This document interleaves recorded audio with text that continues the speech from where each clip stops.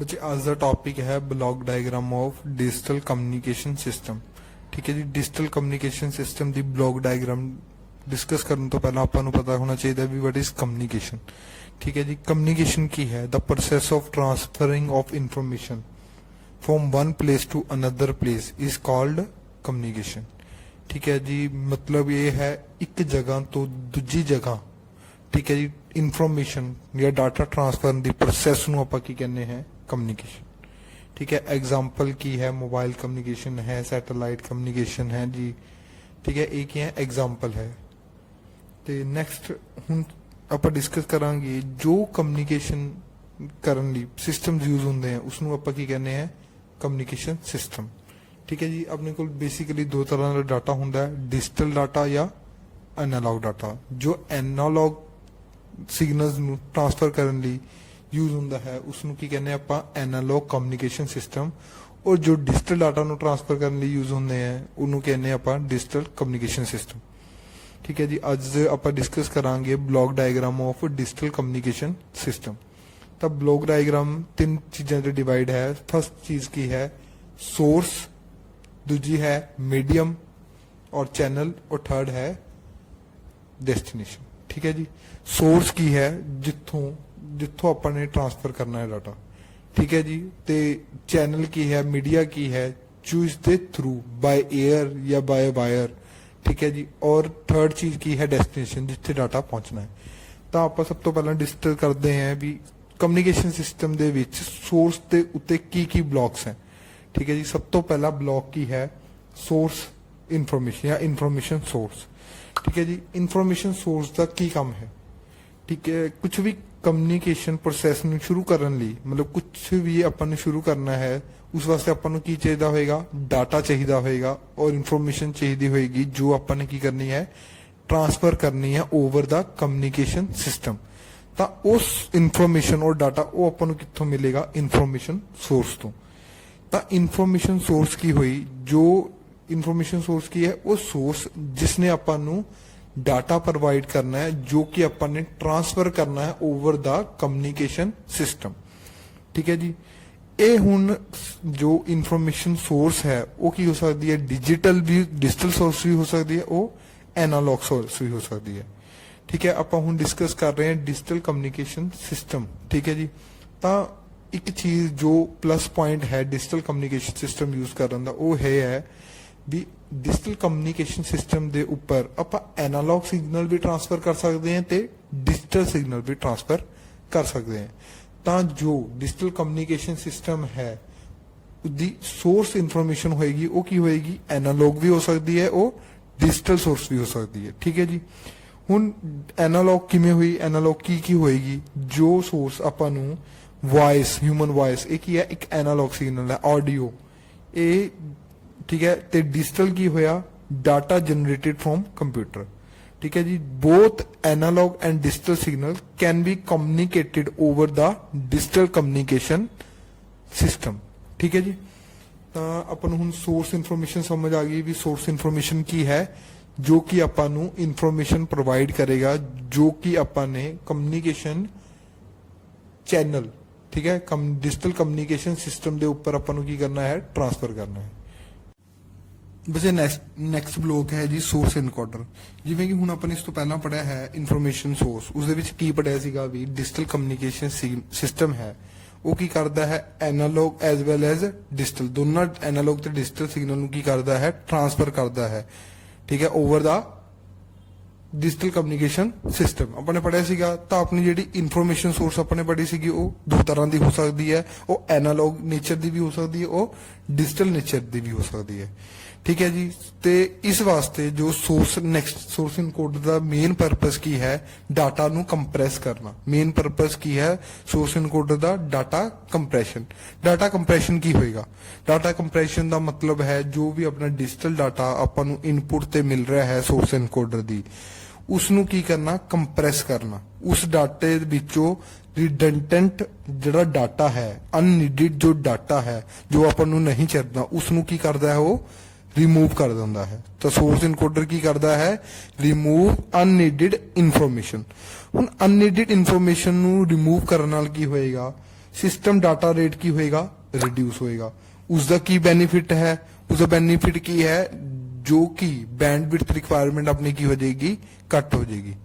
ਠੀਕ ਹੈ ਜੀ। ਤਾਂ ਸੋਰਸ ਐਨਕੋਡਰ ਦਾ ਸਭ ਤੋਂ ਬੜਾ ਬੈਨੀਫਿਟ ਕੀ ਹੈ, ਸੋਰਸ ਐਨਕੋਡਰ ਦਾ, it reduces the bandwidth requirement. ਠੀਕ ਹੈ, ਬਾय रिमूविंग अनवांटेड और unneeded data from the digital signal at its input. ठीक है जी। ਹੁਣ ਇੱਕ ਚੀਜ਼ ਜੋ ਆਪਾਂ ਨੇ ਹੁਣ ਲਾਸਟ ਟੌਪਿਕ ਦੇ ਵਿੱਚ ਪੜ੍ਹੀ ਹੈ, ਜਿਵੇਂ ਤੁਹਾਨੂੰ ਕਿਹਾ ਸੀਗਾ ਵੀ ਇਹ ਤਾਂ ਡਿਜੀਟਲ ਸਿਗਨਲ ਵਾਸਤੇ ਹੈ, ਅਗਰ ਆਪਣੀ ਇਨਫੋਰਮੇਸ਼ਨ ਸੋਰਸ ਕੀ ਹੈ, ਡਿਜੀਟਲ ਹੈ, ਬਟ ਇਨਫੋਰਮੇਸ਼ਨ ਸੋਰਸ ਆਪਣੀ ਕੀ ਹੋ ਸਕਦੀ ਹੈ, ਐਨਾਲੌਗ। ਉਸ ਵਾਸਤੇ ਸੋਰਸ ਇਨਕੋਡਰ ਕੀ ਕਰੇਗਾ, ਪਹਿਲਾਂ ਉਹ ਐਨਾਲੌਗ ਇਨਫੋਰਮੇਸ਼ਨ ਨੂੰ ਕਿਸ 'ਚ ਕਨਵਰਟ ਕਰੇਗਾ, ਡਿਜੀਟਲ ਤੇ, फिर उससे डाटा कंप्रेशन की करेगा, लगाएगा।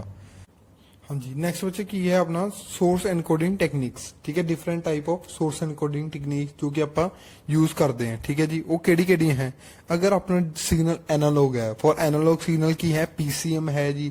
ठीक है, डीएम है डेल्टा मॉड्यूलेशन, एडीएम है अडेप्टिव डाटा मॉड्यूलेशन, जिवें तुसीं पढ़ियां है लास्ट सब्जेक्ट लास्ट सेमेस्टर दे विच। ਤੇ ਫੋਰ ਡਿਜੀਟਲ ਸਿਗਨਲ ਕੀ ਹੈ, ਹਾਫਮੈਨ ਕੋਡਿੰਗ ਹੈ, ਸ਼ੈਨਨ ਫੈਨਨ ਕੋਡਿੰਗ ਹੈ। ਇਹ ਆਪਾਂ ਕੀ ਹੈ, ਡਾਟਾ ਕੰਪਰੈਸ਼ਨ ਟੈਕਨੀਕਸ ਹੈ ਜੋ ਆਪਾਂ ਯੂਜ਼ ਕਰਦੇ ਹਾਂ। ਠੀਕ ਹੈ ਜੀ। ਨੈਕਸਟ ਆਪਣਾ ਚੀਜ਼ ਹੈ, ਨੈਕਸਟ ਬਲੌਕ ਕੀ ਹੈ, ਚੈਨਲ ਐਨਕੋਡਰ। ਚੈਨਲ ਐਨਕੋਡਰ ਦਾ ਮੇਨ ਪਰਪਸ ਕੀ ਹੈ, effect to minimise the effect of noise and interference encountered in the transmission of signal through the channel.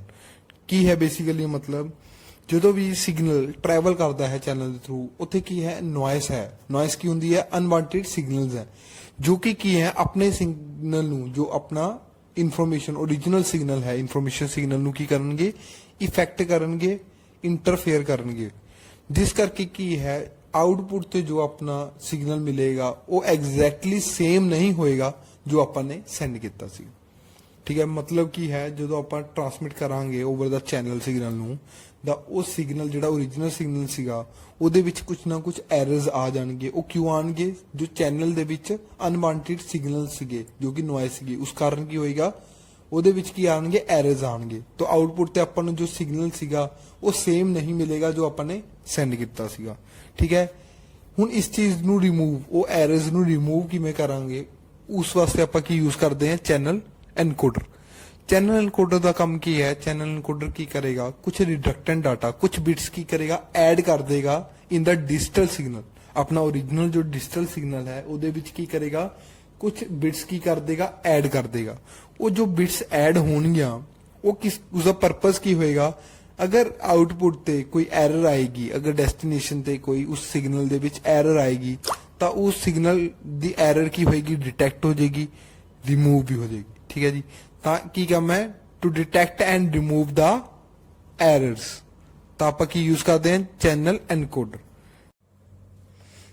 ਹਾਂਜੀ ਬੱਚੇ, ਨੈਕਸਟ ਬਲੌਕ ਹੈ ਜੀ ਡਿਜੀਟਲ ਮੋਡੂਲੇਟਰ। ਠੀਕ ਹੈ ਜੀ। ਮੋਡੂਲੇਸ਼ਨ ਕੀ ਹੁੰਦੀ ਹੈ, ਮੋਡੂਲੇਸ਼ਨ ਕੀ ਹੈ, changing the parameter of carrier signal according to the modulating signal. ਠੀਕ ਹੈ ਜੀ। ਹੁਣ ਡਿਜੀਟਲ ਮੋਡੂਲੇਸ਼ਨ ਕੀ ਹੋਏਗੀ, ਪ੍ਰੋਸੈਸ ਆਫ ਚੇਂਜਿੰਗ ਦਾ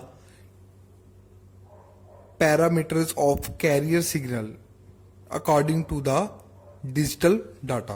इत्थे अपना मॉड्यूलेटिंग सिग्नल की होएगा, एक डिजिटल डाटा होएगा। ठीक है जी। ते कैरियर सिग्नल की होएगा हाई फ्रीक्वेंसी एनालॉग सिग्नल। ठीक है जी। आप कह सकते हैं भी डिजिटल मॉड्यूलेशन की है, डिजिटल टू एनालॉग कन्वर्जन है। हुण क्यों करते हैं आप मॉड्यूलेशन, ਉਹਦੇ एडवांटेजेस की है डिजिटल मॉड्यूलेशन दे। सब तो पहला एडवांटेज की है, ठीक है जी, सब तो पहला एडवांटेज की है, आप डिजिटल सिग्नल ਨੂੰ एनालॉग कम्युनिकेशन चैनल ਦੇ ਉੱਪਰ सेंड कर सकते हैं। एग्जांपल टेलीफोन लाइन की है, एक एनालॉग कम्युनिकेशन चैनल है।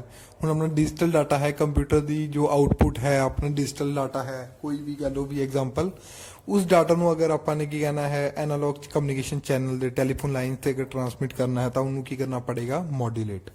ठीक है, मॉड्यूलेशन तो बाद च वो डिजिटल डाटा किस च कन्वर्ट हो जाएगा, एनालॉग ते आप उसनू एनालॉग कम्युनिकेशन चैनल के ऊपर सेंड कर सकते हैं।